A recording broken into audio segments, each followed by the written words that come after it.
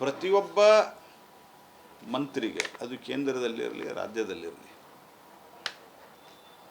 ಪ್ರತಿಯೊಬ್ಬ ಮಂತ್ರಿಗೆ ಮತ್ತು ಇತ್ತೀಚೆಗೆ ಕೆಲವು ರಾಜ್ಯಗಳಲ್ಲಿ MLAಗಳಿಗೆ ಐದರ್ ಪ್ರೈವೇಟ್ ಅಥವಾ ಸರ್ಕಾರದಲ್ಲಿ ಇರುವಂಥ ಒಬ್ಬ ವ್ಯಕ್ತಿನ, ಸರ್ಕಾರಿ ನೌಕರಿದಲ್ಲಿರುವಂಥ ಒಬ್ಬ ವ್ಯಕ್ತಿನ ಡೆಪ್ಯುಟೇಷನ್ ಮೇಲೆ ಅಥವಾ ಪ್ರೈವೇಟ್ದಲ್ಲಿರುವಂಥ ವ್ಯಕ್ತಿಯನ್ನು ಕಾಂಟ್ರಾಕ್ಟ್ ಬೇಸ್ ಮೇಲೆ ಆತ MLA ಅಥವಾ ಮಂತ್ರಿ ಇರುವವರೆಗೆ ಒಬ್ಬ PA ಒಬ್ಬರು ಇಬ್ಬರನ್ನೋ ತಗೊಳ್ಳಿಕ್ಕೆ ಅವಕಾಶ ಇರ್ತದೆ. ಮಂತ್ರಿಗಳಿಗಂತೂ ಅವರ ಪರ್ಸ್ನಲ್ ಸ್ಟಾಫ್ಗಳನ್ನು ಸಂಪೂರ್ಣವಾಗಿ ಕಾಂಟ್ರಾಕ್ಟ್ ಮೇಲೆ ತೊಗೋಬೋದು ಅವರು. ಈಗ ನಮ್ಮ PS ಒಬ್ಬರು IAS ಆಫೀಸರ್ ಇರ್ತಾರೆ, ಇನ್ನೊಂದು ಡಿಪಾರ್ಟ್ಮೆಂಟಿಗೆ IRS ಆಫೀಸರ್ ಇರ್ತಾರೆ, ಒಬ್ಬರು ಇನ್ಫಾರ್ಮೇಷನ್, ಇವರಿಗೆಲ್ಲ ನಾವು ಸರ್ಕಾರ ತೊಗೊಂಡು ಓಕೆ. ಆದರೆ ಇಲ್ಲಪ್ಪ, ನಾನು ನನ್ನ ಬಾಕಿ ಯಾವುದಾದ್ರೂ ಉಳಿದು OSD ಮತ್ತೊಂದು ಅಡಿಷನಲ್ PS ಇವ್ರನ್ನೆಲ್ಲ ಪ್ರೈವೇಟ್ ತೊಗೋಬೋದು ನಾನು. ಹಂಗೆ ರಾಜ್ಯ ಸರ್ಕಾರದ ಮಂತ್ರಿಗಳಿಗೂ ಅವಕಾಶ ಅದ. ಹಂಗೆ ಮಹಾರಾಷ್ಟ್ರದಾಗ ಯಾರೇ 4 ಜನ ಮಂತ್ರಿಗಳು ಅವರು ಅಕಸ್ಮಾತ್ RSS BJP ವರ್ಕರ್ನ ಅವರ ಆಪ್ತ ಸಹಾಯಕರಂತ ಇಟ್ಕೊಂಡಿದ್ರೆ ಅದು ಅವ್ರಿಗೇನೊಂದು 8-10 ಪರ್ಸ್ನಲ್ ಸ್ಟಾಫ್ ಕೋಟಾ ಇರ್ತದೆ, ಅದ್ರೊಳಗೆ ಇಟ್ಕೊಂಡಿರ್ತಾರೆ. ಇವರು ಪ್ರತಿ ಜಿಲ್ಲೆಗೆ ಈ ನಮೂನೆ ಅಪಾಯಿಂಟ್ಮೆಂಟ್ ಮಾಡಿ ಕೋಟ್ಯಾಂತರ ರೂಪಾಯಿ ದುಡ್ಡು ಖರ್ಚು ಮಾಡಿ 8 ಲಕ್ಷ ಕೋಟಿ ರೂಪಾಯಿ ತನಕ ಸಾಲ ಸಮೀಪಿಸಿದ 8 ಲಕ್ಷ ಕೋಟಿ ರೂಪಾಯಿ GSDPಯ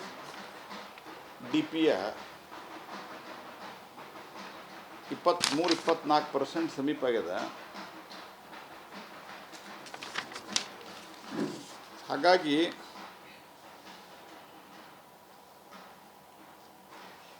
ರಾಜ್ಯ ಸರ್ಕಾರ ಹಗಲು ದರೋಡೆಯನ್ನು ಮಾಡ್ತಾಯಿದೆ. ನಮ್ಮ ನಿನ್ನೆ ಅಲ್ಲೇ ಜನಪ್ರತಿನಿಧಿಗಳು MLA MLCಗಳೆಲ್ಲ ಸೇರಿ ರಾಜ್ಯಪಾಲರಿಗೆ ದೂರು ಕೊಟ್ಟಾರ. ನಾನು ಜನರಿಗೆ ಹೇಳ್ತೀನಿ, ಇದನ್ನು ನೀವು ಒಂದು ವಿನಂತಿ ಮಾಡ್ತೀನಿ, ರಾಜ್ಯಾದ್ಯಂತ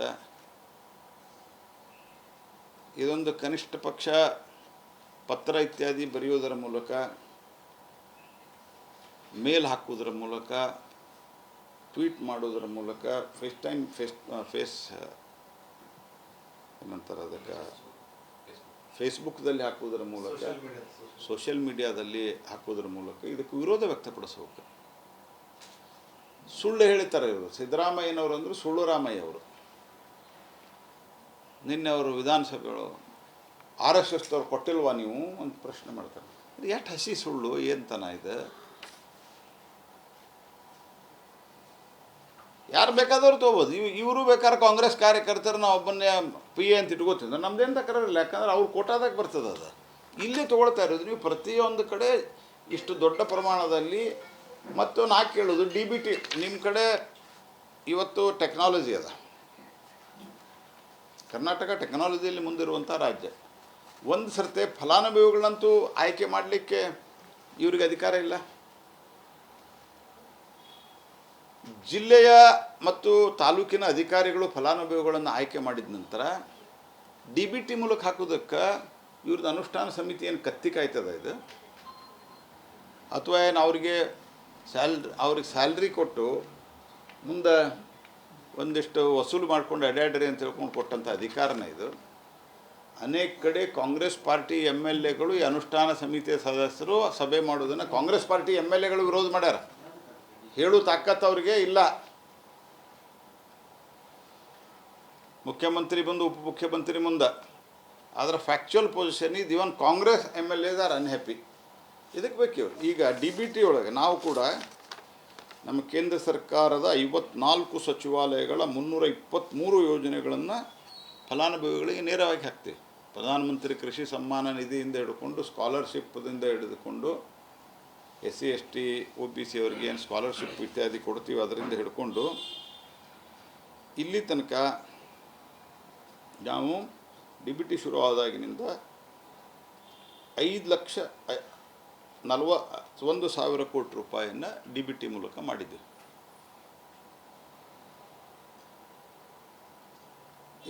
ಇಲ್ಲಿ ತನಕ ಅಲ್ಲ, ಈ ಒಂದು ವರ್ಷದಲ್ಲಿ ಪ್ರತಿ ವರ್ಷ ಅಷ್ಟು ಹೋಗೇ ಹೋಗ್ತದೆ.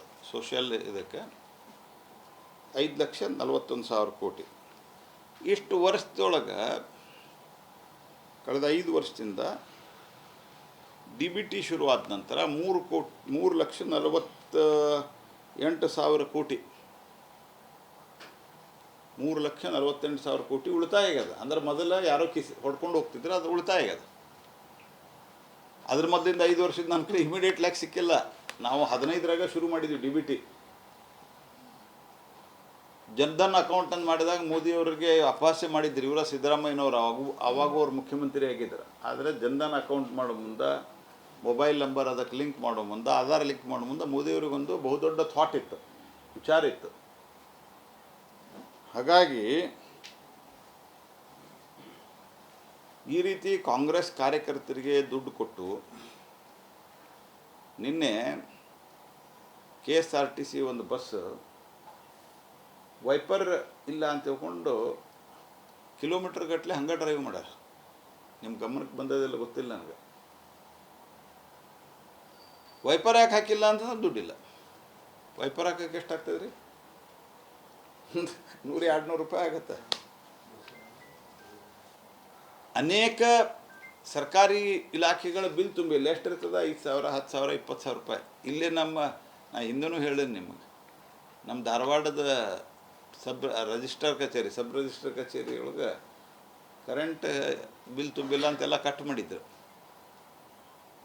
ನಿಮ್ಮ ಸ್ಥಿತಿ, ನಿಮ್ಮ ಯೋಗ್ಯತೆ ಎಷ್ಟದ, ಮ್ಯಾಲೆ ನಿಮ್ಗೆ ಡೀಸೆಲ್ ಹಾಕಲಿಕ್ಕೆ, ಸರ್ಕಾರಿ ಬಸ್ಗಳಿಗೆ ಡೀಸೆಲ್ ಹಾಕ್ಲಿಕ್ಕೆ ದುಡ್ಡಿಲ್ಲ. ಸರ್ವೆ ಮಾಡಿರಿ ಮಾಧ್ಯಮದವರು. ಅನೇಕ ಹಳ್ಳಿಯೊಳಗೆ ಏನು ಸ್ಕೂಲು ಹೋಗೋ ಟೈಮ್ ಬಸ್ಗಳು ಬಿಡ್ತಾಯಿದ್ರು, ಅವೆಲ್ಲ ಕಮ್ಮಿ ಮಾಡಿರಿ. ಶೆಡ್ಯೂಲ್ ಭಾಳ ಕಮ್ಮಿ ಆಗಿಬಿಟ್ಟಾವೆ. ಯಾಕಂದ್ರೆ ಬಸ್ ಅಡ್ಡಾಡಿದ್ರಲ್ಲ, ಫ್ರೀ ಅಡ್ಡಾಡೋದು. ಬಸ್ ಅಡ್ಡಾಡಲಿಲ್ಲ ಅಂದ್ರೆ ಮತ್ತು ಆ ಬಸ್ ಎಲ್ಲ ರಿಪೇರಿ ಅವ.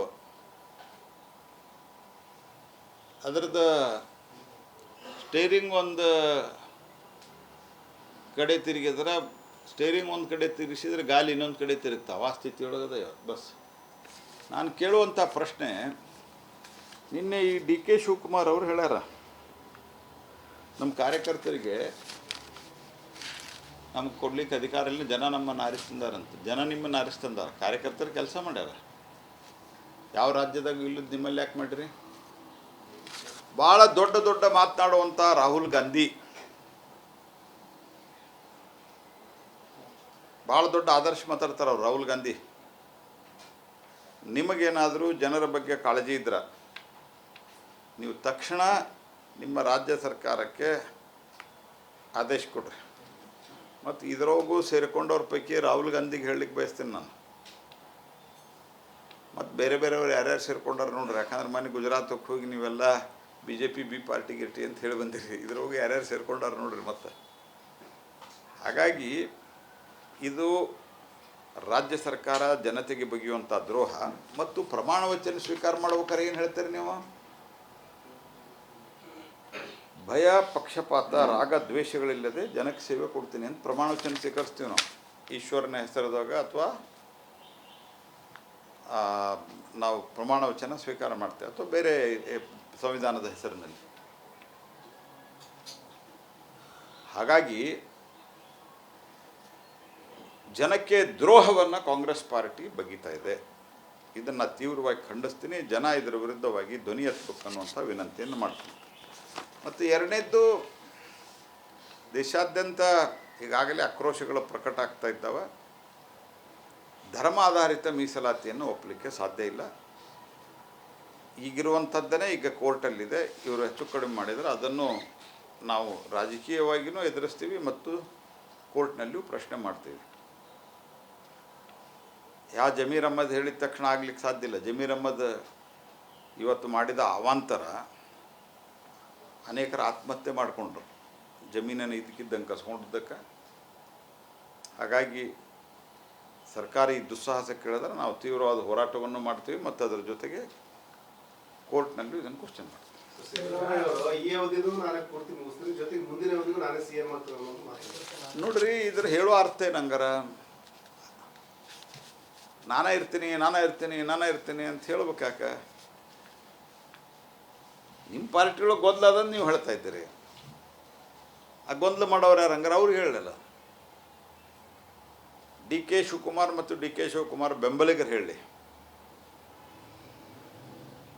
ಇಲ್ಲಪ್ಪ ಅವರೇ ಮಾಡ್ತಾರೆ, ನಾನೇನು ಕ್ಲೇಮೆಂಟ್ ಇಲ್ಲ ಅಂತ ಹೇಳಿಲ್ಲ.